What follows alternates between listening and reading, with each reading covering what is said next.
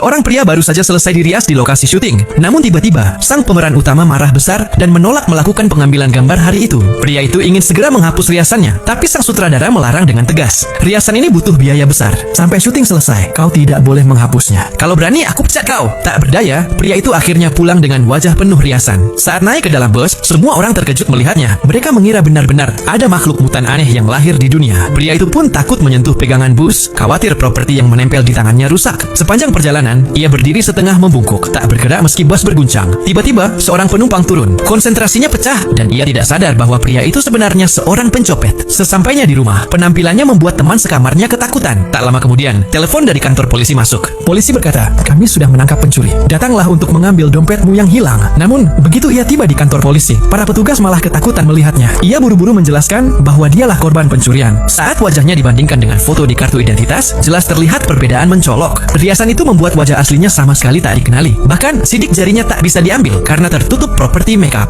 Pria itu akhirnya berkata, kalau begitu lakukan saja tes DNA. Dari situ pasti bisa dipastikan identitasku. Polisi pun heran. Hanya demi dompet seharga 10-15 ribu rupiah harus dilakukan tes DNA. Merasa tidak ada jalan keluar, pria itu akhirnya menyerah. Ketika waktu makan tiba, meja penuh dengan makanan lezat. Namun, ia bahkan tak bisa memegang sendok. Dengan susah payah, ia mencoba menyuapkan sup, tapi gagal sampai ke mulut. Saat mencoba makan dengan tangan, orang-orang di sekitarnya memandang jijik. Untung saja, seorang wanita yang duduk dekatnya merasa iba. Ia memberikan sedotan dan membantu pria itu makan. Keesokan harinya, suasana terasa berbeda. Sopir bus tidak lagi ketakutan melihatnya. Ketika ia kesulitan memasukkan koin ongkos ke mesin, sopir hanya tersenyum dan membebaskannya dari bayaran. Tatapan para penumpang pun sudah tidak semenakutkan sebelumnya. Pria itu merasa semua orang mulai bisa menerima keadaannya. Namun saat ia menengadah, matanya terbelalak. Di dalam bus, ada satu lagi mutan duduk di kursi. Ternyata, orang itu juga seorang figuran dari film yang sama. Mereka saling berpandangan, lalu langsung mengerti perasaan satu sama lain. Begitu banyak penderitaan yang telah mereka alami. Dan saat itu juga, mereka berdua sadar akan satu hal.